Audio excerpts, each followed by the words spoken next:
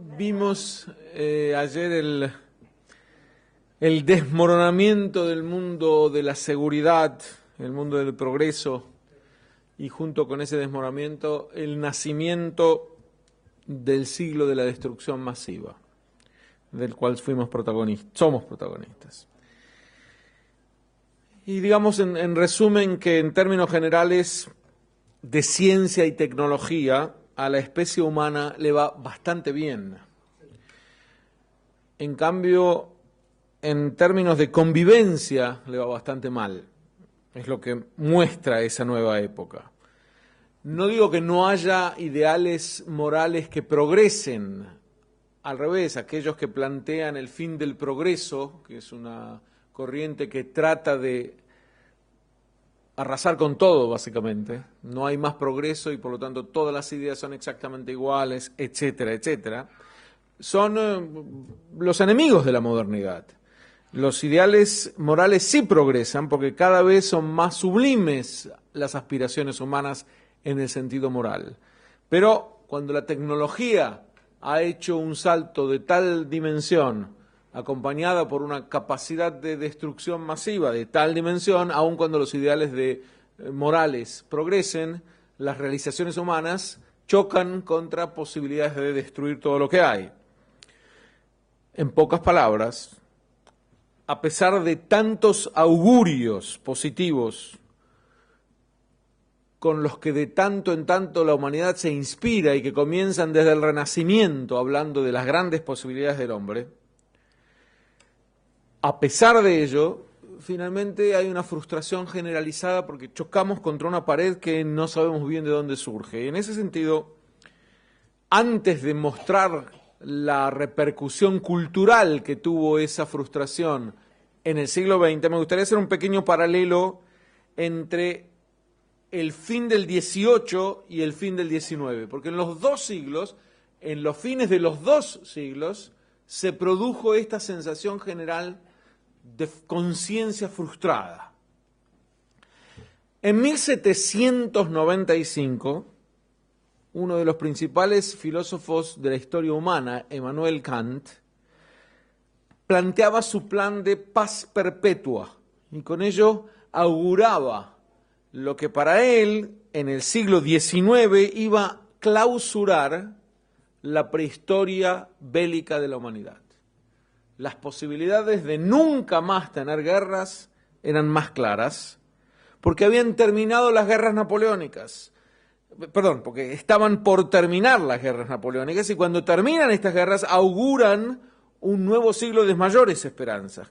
A partir del Congreso de Viena de 1815, la Europa de la Restauración, y a esta también siguió un siglo o una época de gran desilusión. Noten ustedes que ayer decíamos el siglo XX comenzó 15 años tarde, o 14 años tarde. El siglo XIX aparentemente también, fue una especie de remedio del XIX que comienza cuando terminan las guerras napoleónicas y el Congreso de Viena viene a poner un manto de paz sobre Europa. Y cuando los ideales parecen ser tan elevados y repentinamente se cae en tanta violencia en uno y otro caso, se genera una conciencia colectiva de desánimo, una especie de neurosis grupal que el crítico Charles Sainte-Beuve denominó el mal del siglo. Después él lo aplicó a las obras de los románticos tempranos y quería decir, vienen acá los grandes sueños y chocan contra las realizaciones tan limitadas. Es decir, la sensación de que hay un potencial humano tan inmenso que no puede consumarse, que se autodestruye sin que nadie pueda evitar esa autodestrucción.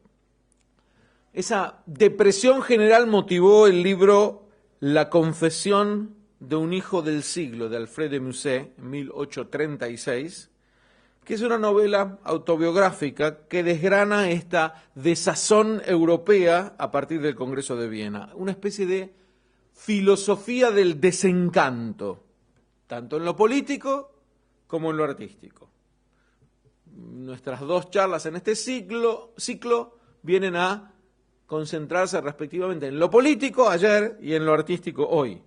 Y es una bifurcación, en lo político y después revisar lo artístico, que también operó en uno de los grandes pensadores judíos de la modernidad, Max Nordau, que está incluido en uno de los libros que publicó Ort sobre grandes pensadores, quien medio siglo después de Musset también novela la fastuosa vanidad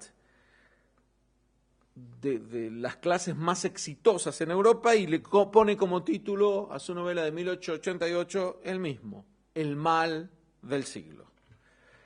Y como hablaremos también de arte, resaltemos algo de la obra de Nordau, que es, digo Nordau, no Nordau, porque no era un nombre francés, viene más bien del polaco en la pronunciación, que sobresale por el rechazo que genera esta estupefacción. El libro que quiero destacar ahora de Nordau precisamente es el libro que viene a rechazar las expresiones artísticas que para él eran las expresiones del pesimismo. El libro se llamó Entartung o Degeneración, escrito en 1895, que es un análisis psicológico devastador de la creatividad artística.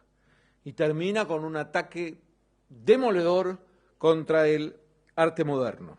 Porque el arte en general tenía hasta la modernidad una función de describir objetos ideales, y el arte moderno viene a como desentenderse de esa función. Ya no viene a describir objetos o ideales, porque el artista siente que él no ve objetos. Para los movimientos que emergen a fines del siglo XIX, el artista siente que él está viendo algo trastocado por su propio ser. Así, para el impresionismo francés, el pintor, más que objetos, ve la luz reflejada en esos objetos, y por ello debe crear a la intemperie, no en estudios, y debe crear estas impresiones que son tan típicas.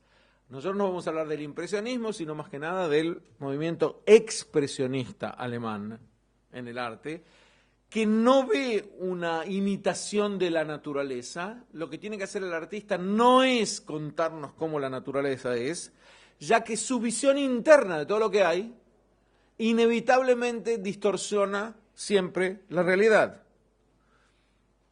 Nordau rechazaba la idea de esta exacerbación en mostrar la realidad, que fue eminentemente lo que se llamó el naturalismo, pero lo denuncia como ruindad del escritor. Y da como el caso más notable a Émile Zola, que fue un apasionado defensor de Dreyfus y un amigo del pueblo judío, pero Nordau pasa a analizar a Zola desde un punto de vista artístico, y ese, entre muchos otros, a los que él categoriza como que solo ven en el mundo brutalidad, infamia, fealdad, corrupción. Y esto no es un reflejo de la realidad, dice Nordau. Las novelas de Zola no prueban que las cosas de este mundo son malas, sino simplemente que el sistema nervioso de Zola está descompuesto.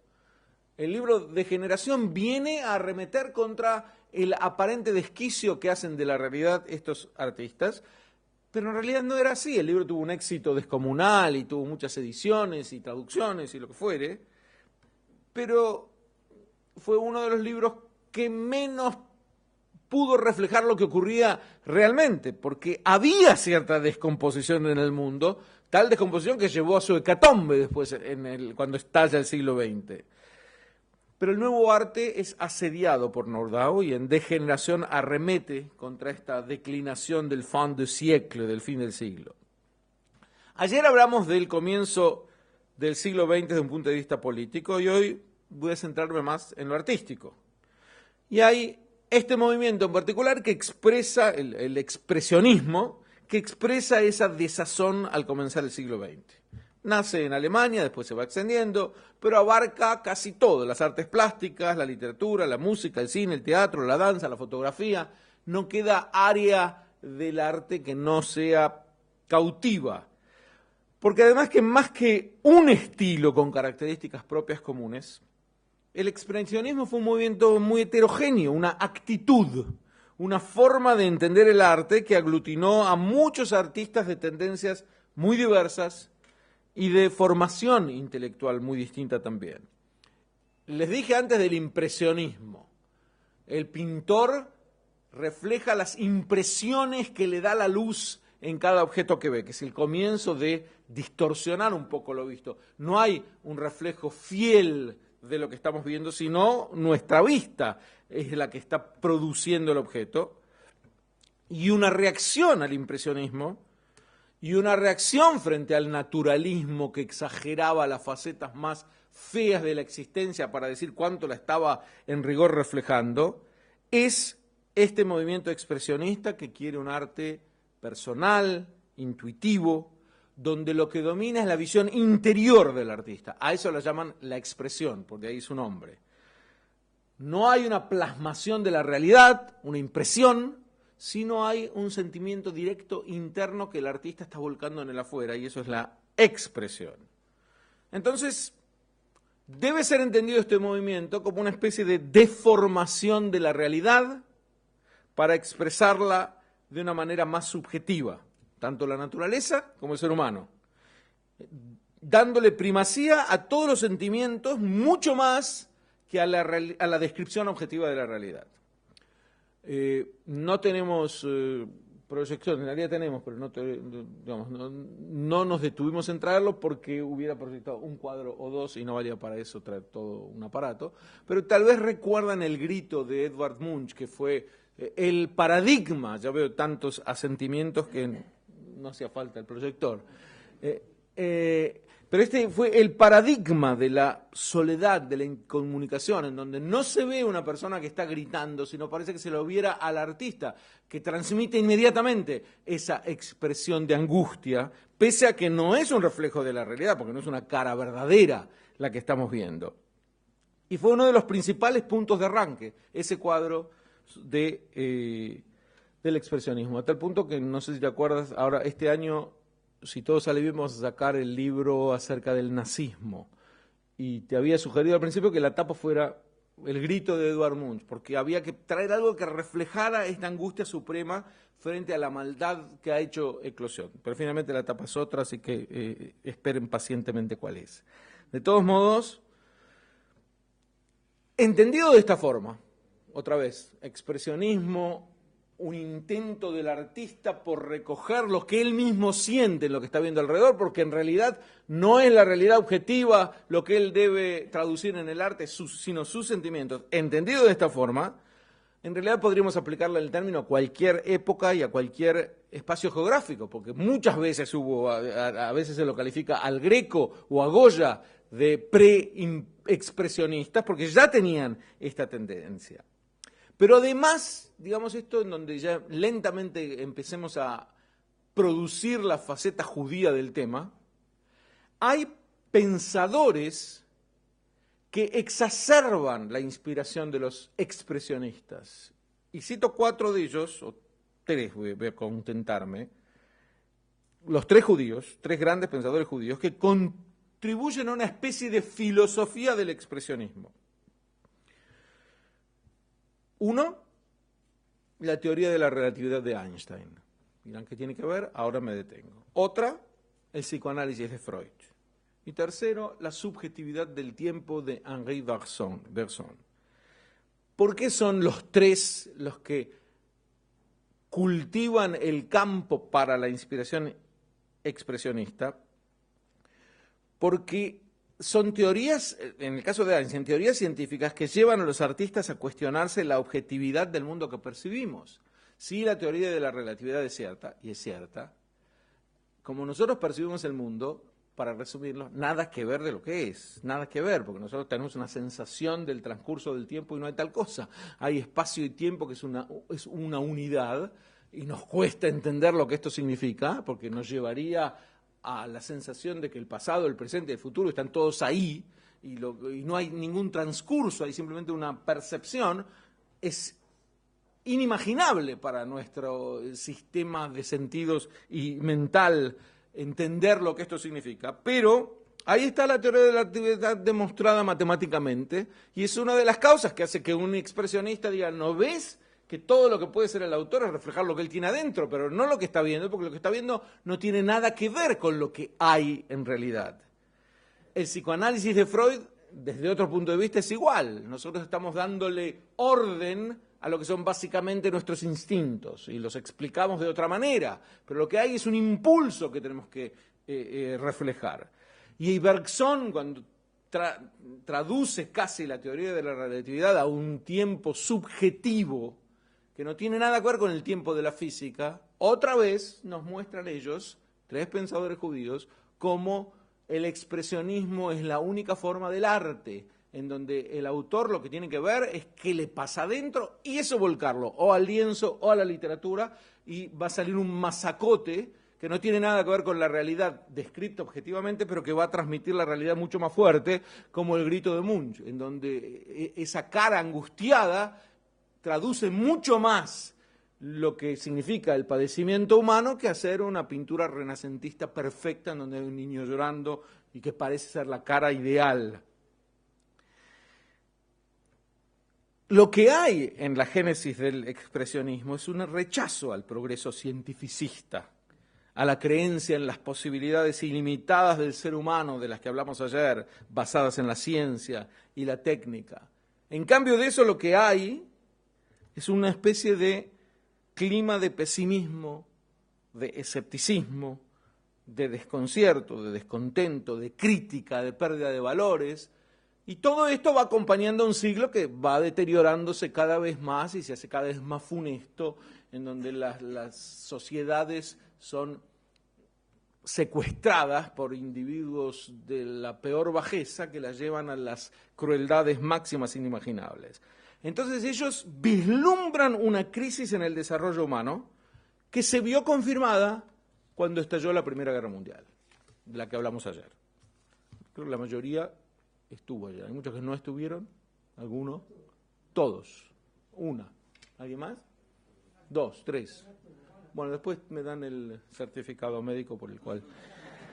Ahora, esta amargura, que ayer la vimos en términos políticos, fue reflejada en colores violentos, en la temática constante de la soledad, de la miseria, que invade estas técnicas a los círculos artísticos e intelectuales de la Europa prebélica, antes de la Primera Guerra. Y que después llegó, por supuesto, en la Primera Guerra y en el periodo de entreguerras continúa. Es un deseo vehemente de cambiar la vida, de buscar nuevas dimensiones en la imaginación, de renovar todos los lenguajes artísticos. El expresionismo viene, por un lado, a defender la libertad individual, pero ¿en qué sentido? En que hay una expresión subjetiva, eso es lo que hay que defender, porque es una expresión subjetiva que llega hasta el irracionalismo existencialista, es una visión sumamente trágica del ser humano, reflejo de las circunstancias históricas en las que se desarrolló. Revela otra vez el lado más tenebroso de la vida, la angustia existencial del individuo, esta angustia por existir, no porque nos vaya bien o nos vaya mal. Que en la sociedad moderna, industrializada, lo hace más grave porque el individuo efectivamente se ve alienado, aislado, no ve resultados directos en lo que está haciendo, las interrelaciones con la sociedad se hacen cada vez más lejanas, cada vez menos significativas. Y entonces, mediante la distorsión de la realidad, pretenden impactarlo al espectador, llevar a su grado máximo emotivo interior. Claro que no fue un movimiento homogéneo. Hablamos antes de Munch, pero siguió después con el fauvismo, el cubismo, el futurismo, el surrealismo, el arte abstracto. Todas estas fueron formas derivadas de lo que podríamos llamar el expresionismo. Y cuando decíamos anoche que la transición del siglo XIX al XX, con el estallido de la Primera Guerra Mundial después de un disparo perdido, que ese cambio comportó tantos cambios políticos numerosos, sociales y culturales. Por una parte había un auge político y económico en las últimas décadas, la Belle Époque, un momento de gran esplendor, y ese es el gran contraste, el que viene ese gran esplendor a explotar con el estallido de la guerra. El término expresionismo, que es de lo que estamos hablando ahora, fue utilizado por primera vez por el pintor francés Julian Auguste Hervé en 1901, y él lo traía el término en contraposición al de impresionismo. Así como los impresionistas plasmaban en el lienzo una simple impresión del mundo circundante, un simple reflejo de los sentidos, los expresionistas pretendían plasmar su mundo interior, una expresión de sus propios sentimientos. Así emplearon la línea y el color, como dijimos antes, de un modo temperamental, de un fuerte sentido simbólico, y como rompe totalmente con el arte previo, expresionismo fue finalmente una sinonimia de lo que llamamos hoy el arte moderno. Durante la Primera Guerra Mundial pasa de Alemania, en Alemania, de la pintura, donde nació, al cine, al teatro, y cuando llega el nazismo al poder lo incluye en lo que ellos llamaban el arte degenerado, y tras la Segunda Guerra Mundial desapareció como estilo. Notemos que el tema de arte degenerado lamentablemente es atribuible en sus orígenes a Nordau. Él fue el que planteó en Degeneración esta idea de que los artistas habían caído en una degeneración moral, no tiene nada que ver el mundo real con lo que ellos están mostrándonos. Por supuesto que los nazis tradujeron todo a la violencia más irracional, que no tiene nada que ver con el origen. Igual le hicieron al pobre Nietzsche su idea del hombre, del Übermensch, el hombre superior, no tenía nada que ver con un hombre superior racialmente. Pero los nazis tradujeron todo a los términos violentos.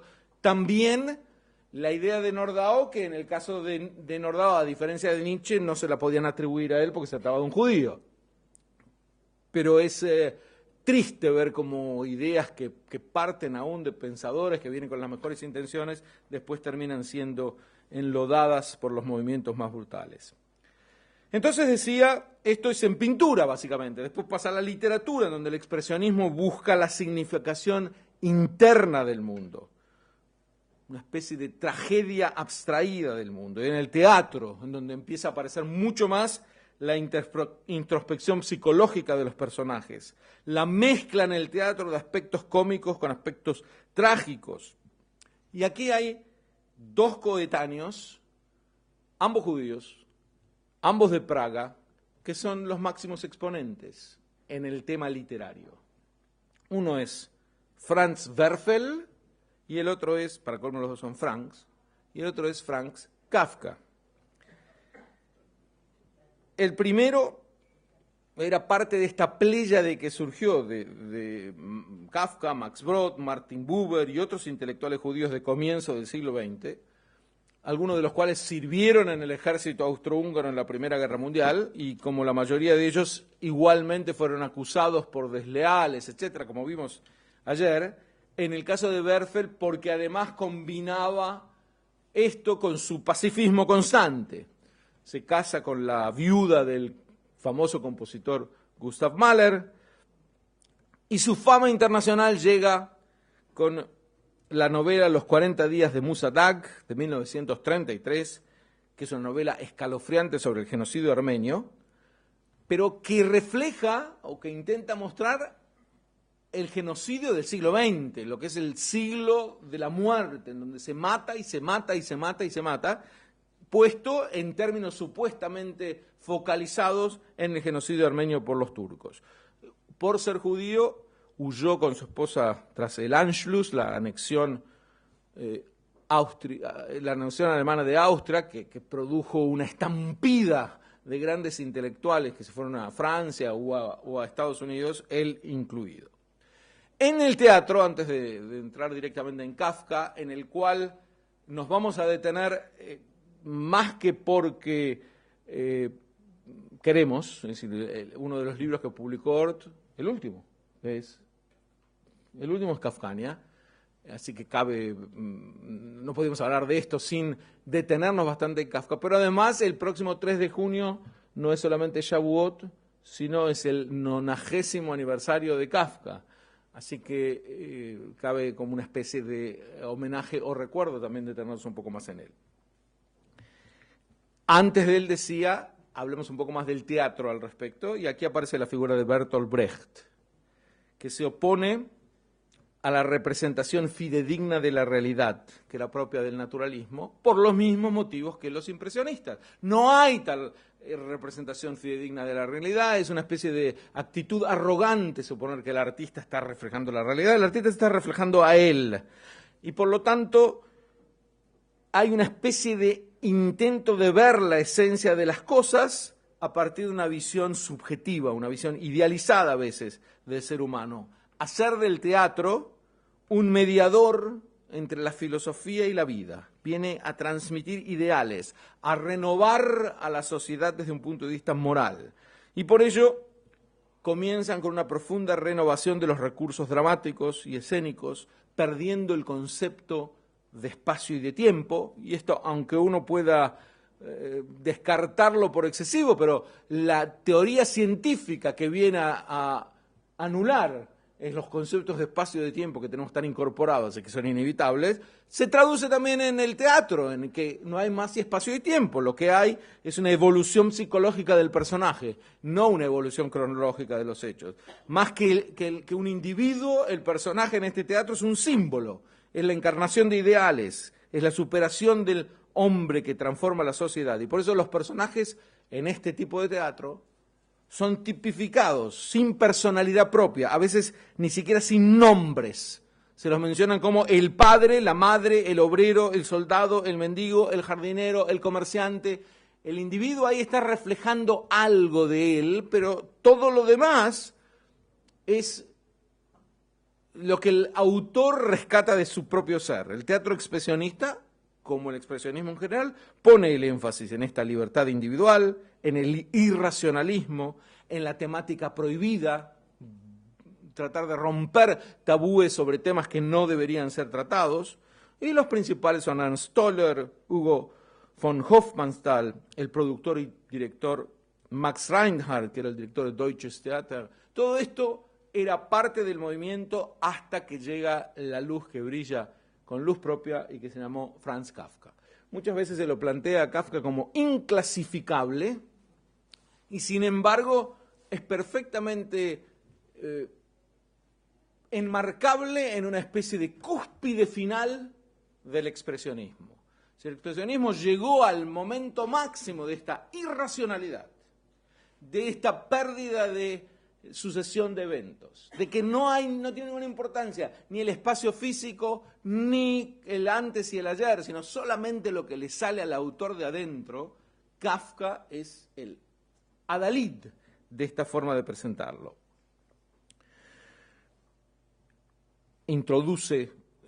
Recoge lo que introdujo el expresionismo de la simultaneidad, la falta de sucesión cronológica, no hay más lógica discursiva.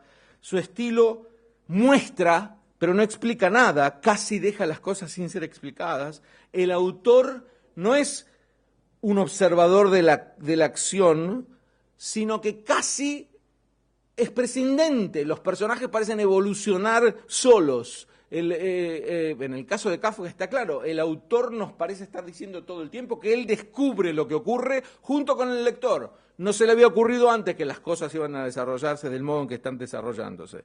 Destaca, insisto, la realidad interior por sobre la exterior, y los personajes se plantean su situación en el mundo y su entidad con un sentimiento permanente de alienación. Y eso les produce, es decir, ellos están desconectados de todo, y les produce, decía, conductas desordenadas, psicóticas, violentas, irreflexivas, sin lógica, sin coherencia, y se plasma, uno dirá, con 4 pinceladas así aún en la literatura, ¿cómo pudo tener tanta influencia? Porque el lenguaje es tan dinámico, tan conciso, tan simultáneo y concentrado, tan incluso sintácticamente deformado, que atrapa inmediatamente al lector, pero atrapa no en el sentido de una novela de suspenso, sino que el lector cae en él. Es decir, es como un niño entrando a un lugar donde no se entiende nada y se siente muy fascinado por esta falta de comprensión de lo que está ocurriendo. La obra de Kafka, decía, es difícilmente clasificable porque expresa lo absurdo de la existencia, y lo absurdo por su naturaleza no puede ser clasificable, porque una vez que lo clasifiqué deja de ser absurdo. Cuando es absurdo porque no puedo entenderlo y no puedo clasificarlo. que se traduce en la soledad del hombre, su alienación constante del hombre moderno, su desorientación en la sociedad urbana e industrial, que le genera una constante inseguridad, una constante desesperación, sobre todo su impotencia frente a los poderes desconocidos que rigen su destino. Las grandes novelas de Kafka, recuérdenlo, El proceso, El castillo, América, que llevaba como su título original El desaparecido, ¿sí? El paralelo del proceso, El castillo, El desaparecido. Lo que ocurre siempre es igual, la metamorfosis. Siempre es más o menos un relato parecido en cuanto a la narración, en cuanto a lo que podemos percibir, y es alguien que quiere hacer algo, nunca va a lograr hacerlo. El lector va descubriendo junto con el autor que no se va a lograr lo que el protagonista se ha propuesto, pero no sabemos por qué. Hay fuerzas permanentes que están obrando para que este señor, Joseph K., no pueda averiguar qué crimen ha cometido por un proceso que lo sumerge en un lodo burocrático del cual no puede salir, y averigua, y llega a tribunales y a jueces y abogados, y nadie lo puede orientar, sino desorientarlo mucho más, y muere culpable de un crimen que nunca se sabe cuál fue, asumiendo su culpabilidad, de un modo tan trágico que el lector es partícipe de esta tragedia, porque de algún modo refleja su propio ser. Después de todo, estamos todos esperando ser castigados con la muerte por un crimen que no cometimos y cuya naturaleza no conocemos y que estamos averiguando todo el tiempo, y por eso Kafka es un reflejo, en este caso, de esta angustia existencial del ser humano. Por supuesto que permite todo tipo de interpretaciones, de ahí a que ya haya 20.000 libros sobre Kafka. Por supuesto el principal lo publicó la Universidad Ort el año pasado, pero 20.000 obras sobre él es porque leer a Kafka hace inevitable la interpretación. De aquí viajo a México y una de las charlas se va a llamar Kafka y el Midrash, porque ¿qué pasa con el Midrash judío? Está el texto ahí, pero es tan imbrincado que no es posible no interpretarlo. Nunca uno lo puede tomar como está. En Kafka pasa algo muy similar, y hay muchos paralelos entre su literatura y la literatura típicamente judía de las fuentes. Ahora bien,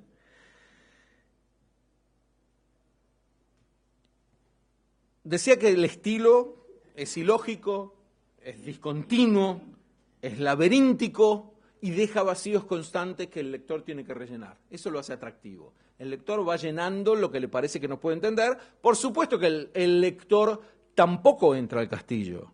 Por supuesto que el lector tampoco sabe cuál es la naturaleza del crimen, ni qué le pasó a Gregorio Samsa, que se despertó una mañana transformado en un insecto, y no solo que no sabemos por qué, sino que en ningún momento hay alguna sorpresa de parte del autor porque esto pudiera suceder. Aquí lo que nos falta en la metamorfosis es la naturaleza del crimen. Tiene que haber algo que hizo este personaje para transformarse, pero los dejo con el suspenso, pueden leerlo en el libro, lo hemos visto en el curso.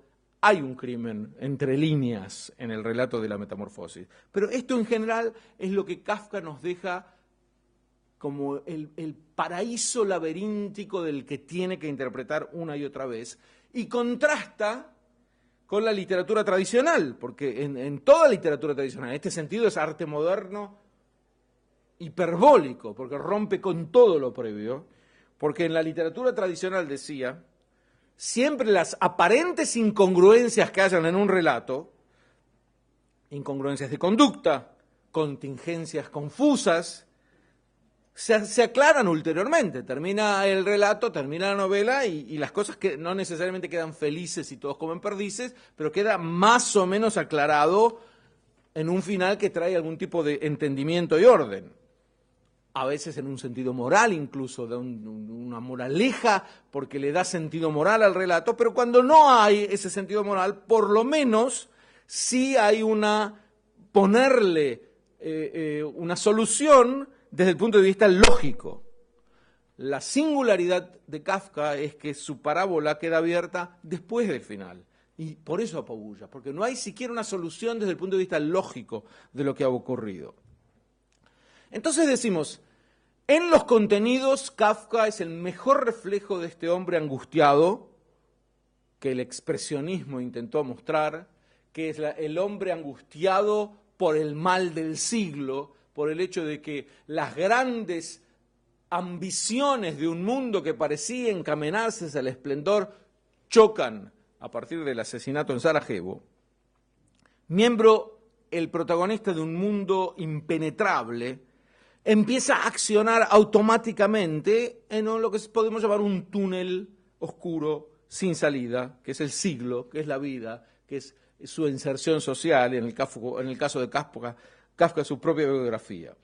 Entonces, una afluencia de escenas, de situaciones percibidas con tanta intensidad, se combinan con un detallismo tal en la descripción que este detallismo parece angustiarnos más todavía, porque cuando alguien está relatando un relato fantasioso y queda claro que se trata de eso, no entra en los detalles minúsculos de este relato, porque eso ya es una pincelada realista, que le da la sensación de que, no es fantasía lo que me está contando, es realidad. Entonces, Gregorio Samsa está convertido en un insecto, y cuando se despierta, lo primero que se pregunta es, ¿cómo voy a hacer para llegar temprano a dar mi conferencia en la ORT, o a tiempo al trabajo? Empieza a consultar aquellas facetas que nos empujan hacia la realidad cuando no queremos volver a un relato realista, porque a nadie se despierta a la mañana, creo, si alguno que tiene una experiencia distinta la cuenta, se despierta a la mañana convertido en un insecto.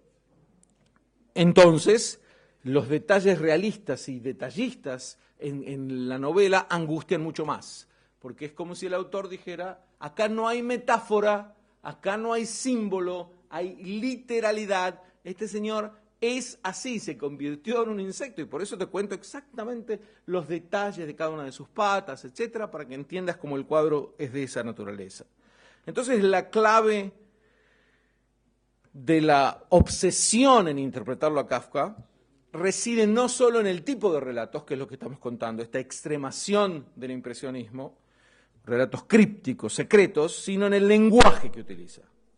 Es un lenguaje ambiguo por antonomasia. Aquí está la genialidad de Kafka, a mi juicio. Si hay que resumirla en una frase, diría en que el lenguaje refleja exactamente lo que nos está narrando. Es decir, uno no puede contar con palabras muy alegres un hecho muy trágico, tienen que encontrar la sintaxis perfecta, la semántica perfecta, el vocabulario, las asociaciones. Kafka nos narra una situación absurda con un lenguaje que es tan ambiguo que nos permite sentir, nadar en este absurdo sin ningún problema.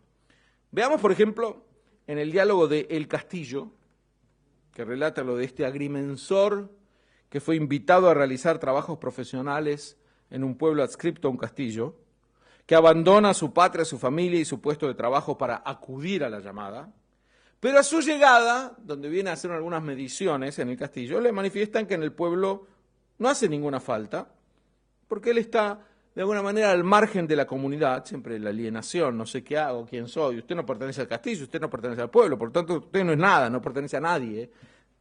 Este es uno de los detalles en donde uno se podía centrar en el propio Kafka. Usted no pertenece a Checoslovaquia porque habla alemán, y usted no pertenece a Alemania porque es judío, usted no pertenece a nadie, es un individuo que está en el limbo existencial y emprende este agrimensor y su autor una lucha ciegas.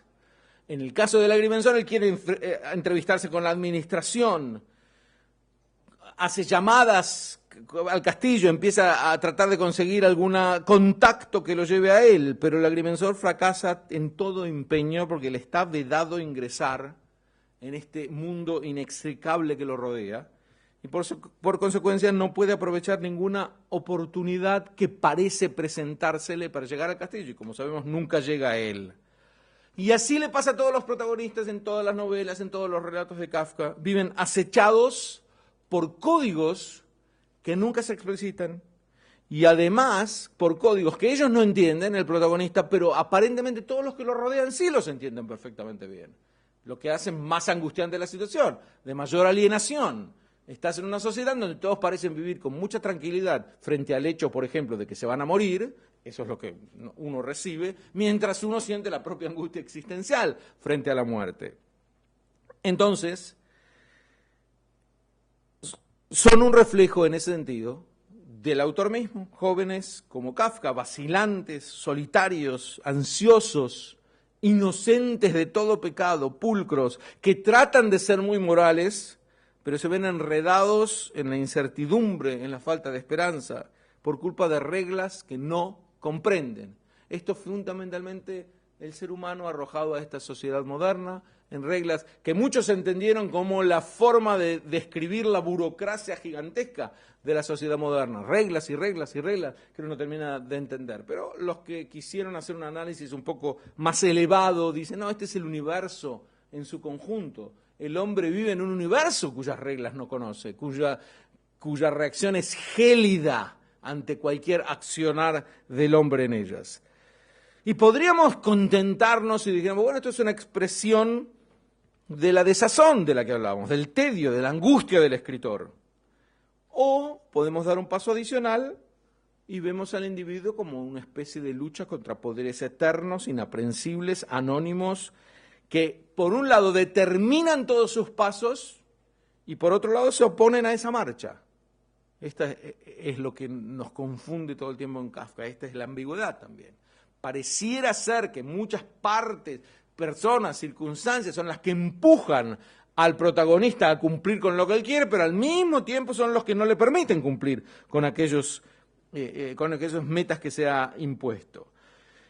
Y además con una lógica de eventos que por un lado son terribles, pero por otro lado son muy simples. Lo que va ocurriendo en las novelas de Kafka es perfectamente lo que decimos a partir del expresionismo. El relato es muy simple. Uno podría contar la metamorfosis diciendo, es la historia de un viajante de comercio que se levantó a la mañana convertido en un insecto y las reacciones que tuvo la gente cuando lo vio convertido en un insecto.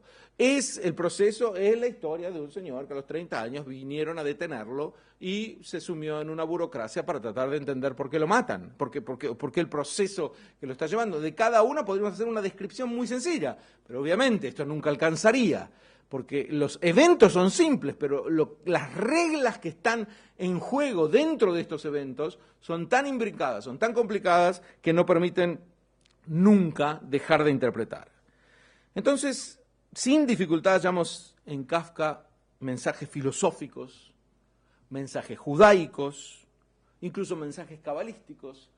Insistamos en que desde el padre de la cabalología, Gershom Scholem, desde que él establece que Kafka es la mejor expresión de la cábala en términos seculares, que si uno lee el proceso es como si estuviera leyendo un libro de cábala porque hay fuerzas ocultas que están más allá, que son las que están controlándolo todo sin que uno sepa, y que las acciones de uno intentan llegar a estas fuerzas con toda la impotencia del caso. Desde que Gershom Scholem hace este paralelo, es muy difícil leerlo a Kafka sin tratar de entender la influencia cabalística en él. Y es notable que esta búsqueda haya seducido tanto a los lectores. Es decir, Kafka se transformó probablemente en el escritor, con la posible excepción de Shakespeare, en el escritor más leído, más comentado, más motivo de seminarios y de cursos y de libros y de lo que quieran.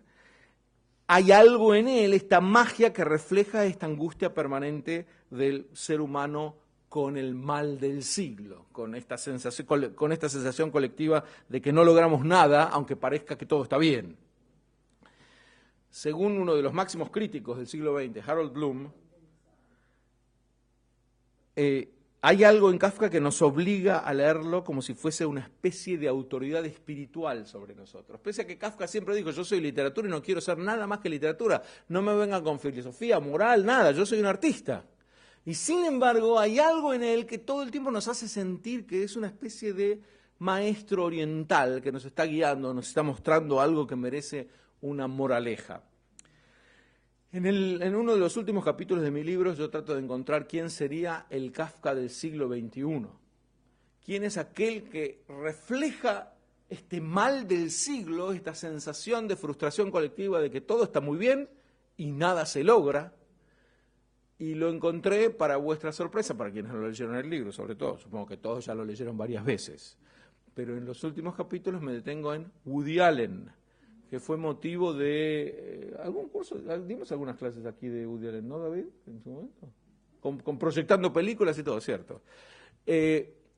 Porque es una manera light de Franz Kafka, en donde hay una especie de planteamiento filosófico en el cual uno podría detenerse y analizarlo, pero inmediatamente vuelca con un golpe de humor en general muy bueno, nos bajan de un ondazo, como dirían los niños, desde un árbol en donde estamos haciendo grandes planteamientos hacia una realidad que es mucho más sencilla. El niño va, en una de las películas que analizamos, creo que es Annie Hall, el niño va y le dice a su madre que no quiere hacer más la tarea del hogar, porque se ha enterado de que el universo se expande. Si el universo se expande, quiere decir que nada tiene sentido, porque todo habla del eterno retorno, de otras cosas, grandes planteos filosóficos.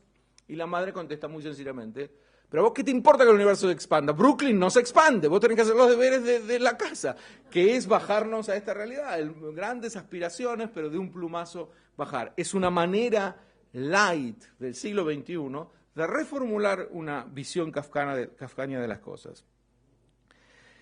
Entonces se lo reconoce a él precisamente como el precursor de las corrientes de las que hablamos, aunque el expresionismo lo precede en mucho, pero un precursor del surrealismo, del existencialismo, de lo que se llamó la filosofía de la angustia de Kierkegaard, aun cuando muchos de estos factores lo precedieron, pero Kafka vino como a resumirlos en el arte. Y Max Brod, que fue su máximo amigo, albacea, su promotor, etc., nos explica que Kafka vino a plasmar la lucha espiritual del hombre moderno, concretamente la lucha espiritual del hombre judío, que busca a tientas algo que está por encima de él, algo a lo que Kafka llamaba lo indestructible. En el castillo, que acabamos de citar, el alcalde le explica a K es el protagonista, que no hace falta ningún agrimensor y que la convocatoria acá fue todo un error. Y aquí empieza a aparecer la lógica. Por suerte, ahora nos dicen que todo fue un error. Cuando ya te dicen que todo fue un error, es una manera de darle un corolario lógico a un relato que era todo absurdo. Pero en fin, si por lo menos fue un error, alguien lo dice, nos lo cuenta en la novela. El problema es que cuando el agrimensor protesta por cómo se produjo este error, el alcalde le explica. Hay autoridades de control, por supuesto, su función no es buscar errores, porque no ocurren los errores. Nos acaba de decir que fue un error y ahora le dice que su función es buscar errores, que no es buscar errores, porque en realidad no ocurren los errores. E incluso si de vez en cuando ocurre un error, esto otra vez nos acaba de decir que no. Este es el lenguaje ambiguo permanente de Kafka, en un fluir. No ocurren los errores. Y si llegara a ocurrir algún error, como en su caso, ¿quién puede decir finalmente que es efectivamente un error? Si no hay nadie para juzgar qué hay error y qué no es error y cuándo hay errores. Entonces la lógica del alcalde es aquí característica de esta escritura, un movimiento doble o triple de interpretación que se va autocancelando. Los errores no ocurren, la convocatoria acá es un error, ¿y quién puede decir que algo sea un error o no sea error? En este párrafo hay dos planteamientos que vale la pena mencionarlos porque son los problemas representativos del estilo kafkiano y de este tipo de literatura, que encierran una buena parte de todo el misterio que tanto atrajo, según les decía. Uno es la contradicción difusa. Se van contradiciendo y casi no nos damos cuenta cómo un argumento viene a contradecir al otro. Y en segundo lugar, el metadiscurso. Hay un discurso, algo que nos cuentan y después nos cuentan algo sobre lo que nos acaban de contar. Primero el alcalde dice, no se cometen errores, y después se pone por encima de los errores y dice, ¿cómo vamos a juzgar quién tiene ese ánimo? Hay alguien que podría ponerse en un metadiscurso mayor y decirle, pero este alcalde, ¿qué sabe para definir los que son los errores? Y ocurre. Es lo que después le dicen acá. Igualmente no le presta atención al alcalde porque él no sabe nada. Entonces ya otra vez vino un metadiscurso a anular todo lo que nos venían diciendo y viene una anulación constante. Es decir, los argumentos son válidos en sí mismos, pero en conjunto se excluyen enteramente unos a otros. Es el conocido chiste de Juan le pide prestada una afeitadora a Pedro. Se la devuelve rota y argumenta en su defensa. Pedro ante Juan. Primero, nunca me prestaste ninguna afeitadora. En segundo lugar, la que me prestaste estaba rota desde el comienzo. Y en tercer lugar, te la devolví en perfectas condiciones.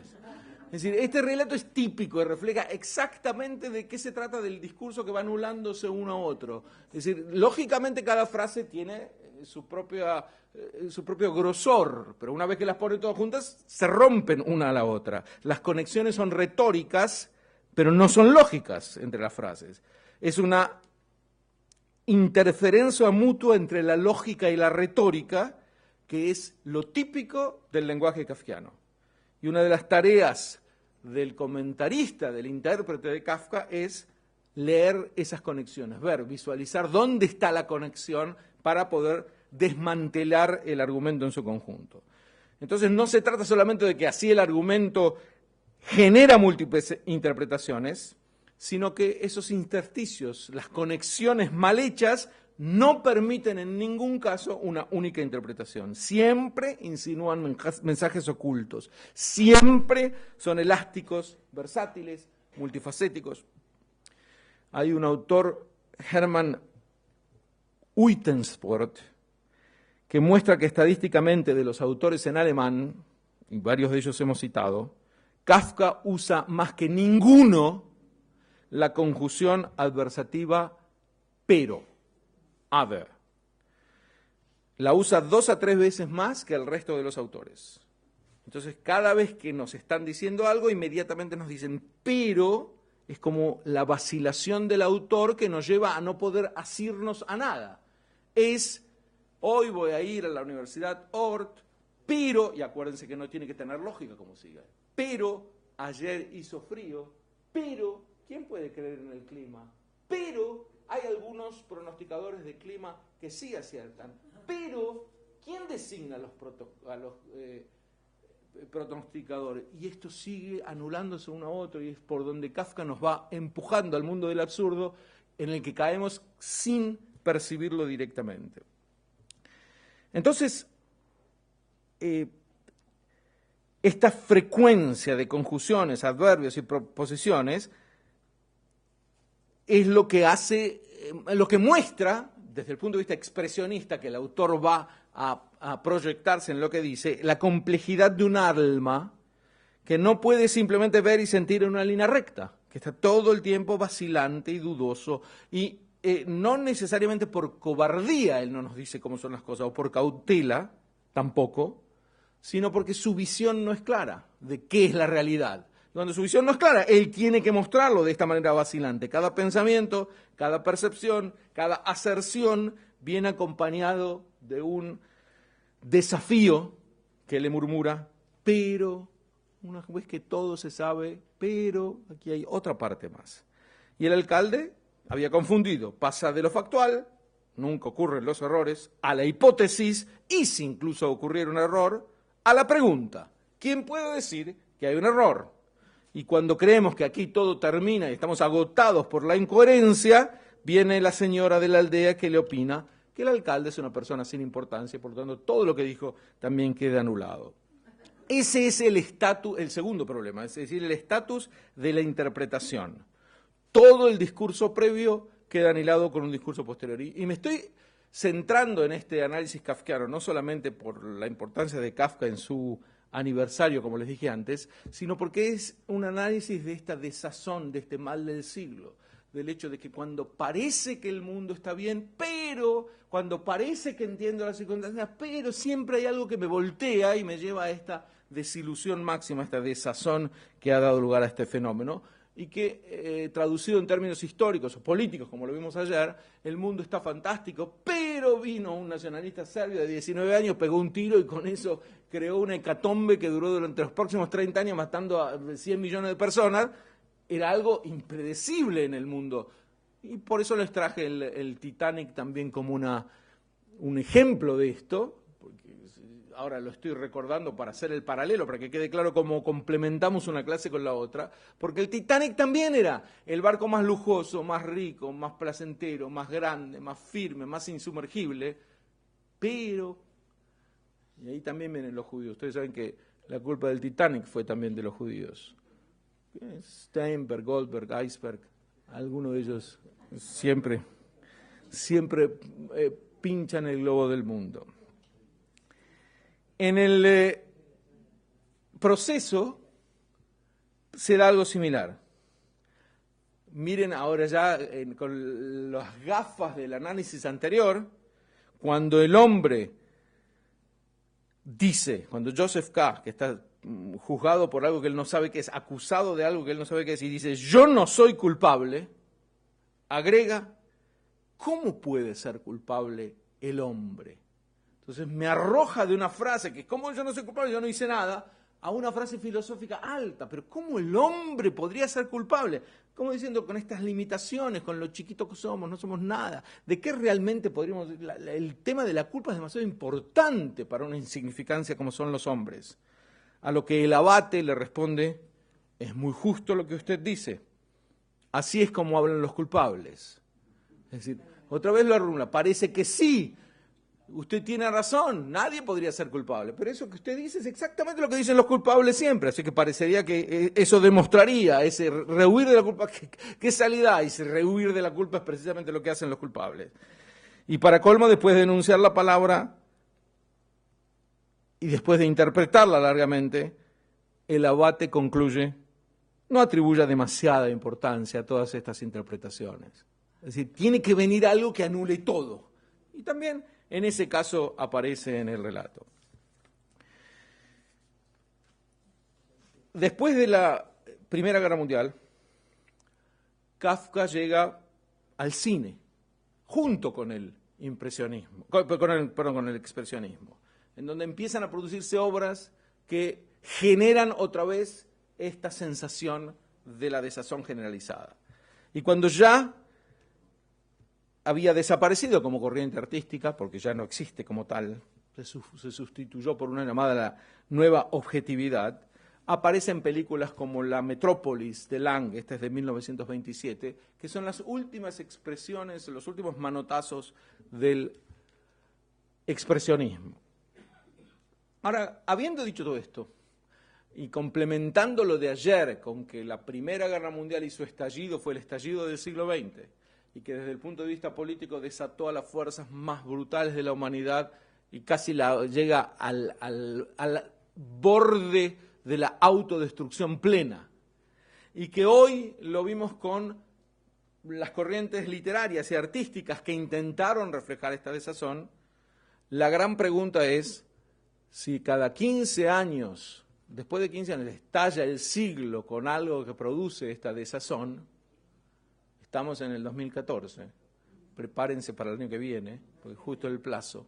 En cuanto el siglo XXI va a comenzar, va a estallar, y más allá de mi jocosa premonición, la pregunta es, ¿qué va a hacer esta generación del mal del siglo, de la sensación de que nada funciona en la época en que vivimos? Porque aquí tendría que haber otros factores que construyan esa desazón.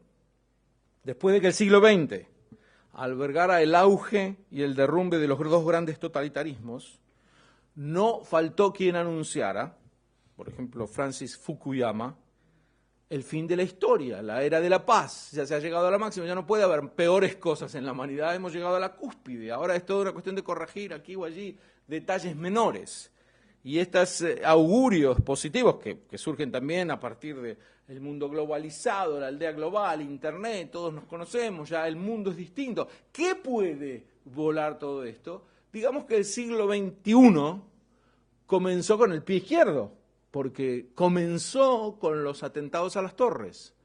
Y esos atentados también, las conferencias que den en la Universidad Ort de aquí a un siglo, tú estarás ahí fiel, son las que van a tratar de analizar cómo lo que parecía empezar tan bien, otra vez se derrumba, no en la práctica, no es que el mundo se ha derrumbado, y no es que realmente se destruyan las democracias del mundo, y no es que haya un retroceso en los derechos humanos, no hay tal cosa, pero lo que es una sensación de que las fuerzas más bárbaras de la humanidad pueden ganar. Si después de todo, hay una película canadiense que muestra por unos segundos el ataque a las Torres Gemelas de New York, y lo que dice el protagonista en esos segundos, cuando ve en televisión el ataque a las torres, se transforma en el título de la película, que es Les Invasions Barbares, porque la película es de Quebec, las invasiones bárbaras. ¿La vieron?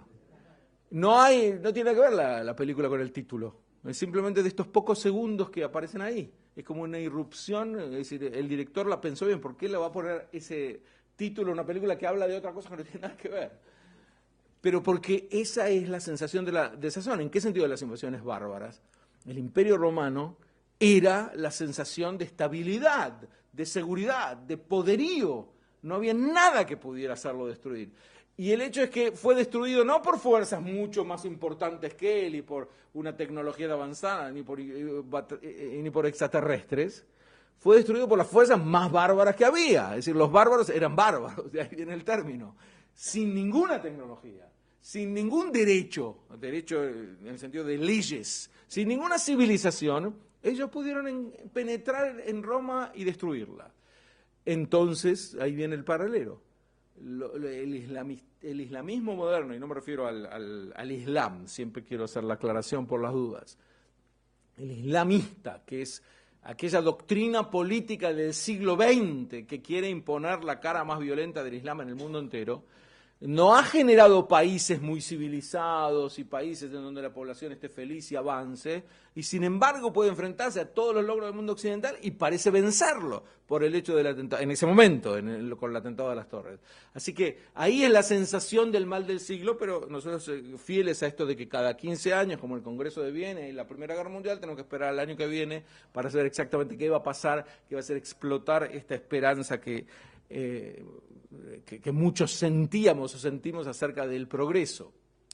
Y desde el punto de vista ideológico, y aquí viene el paralelo a lo artístico que vimos hoy, este movimiento, que es el que arrolla contra la sensación de seguridad y de progreso, es lo que dio a llamarse el posmodernismo, que tan arrogantemente se presenta a sí mismo que no se llama a sí mismo un movimiento, sino que dice que es una época. Nos quieren imponer que vivimos en una época posmoderna. Es decir, la modernidad fue la época de la racionalidad, de la democracia, de los derechos humanos, de la fe en el progreso. Y el posmoderno viene y dice, bobe maices, eso es todo mentira, no hay progreso, no hay fe, no hay democracia, no hay derechos humanos, no hay dignidad humana. Todo esto son inventos para consolarnos, como uno de ellos llama los derechos humanos, es un consuelo metafísico, no hay tal cosa como derechos humanos. Si es así, como los posmodernos tratan de destruir los logros de la modernidad por medio de relativizarlo todo a lo kafkiano, por medio de decir todo da igual. Y finalmente, ¿qué importancia tiene lo que yo diga? Si todo da igual, incluso lo que yo diga. Y esta es una de las armas más letales del posmoderno cuando es fiel a sus principios, porque él termina diciendo, a diferencia de los bárbaros, que nos dicen que aquello en lo que creemos está mal, él dice aquello en lo que creemos no tiene ninguna importancia, no es que está mal, no hay nada que está mal y no hay nada que esté bien y todo está mal y no hay tal concepto como mal o bien. Esto arrolla con todo y si se produjera algo que fuera la traducción política de este mal del siglo, la ideologización del mismo va a pasar por los posmodernos, que van a decir, aquí la demostración, creían en un mundo estable, en un mundo que continuaba, que ya habíamos pasado lo peor, nada que ver, hay ciclos permanentes, todo lo peor vuelve, etcétera. Y después viene el alcalde y va a decir, y todo lo que yo dije igual no tiene ningún sentido, así que lo único que vale la pena es sentarte pasivamente a esperar otro mal del siglo.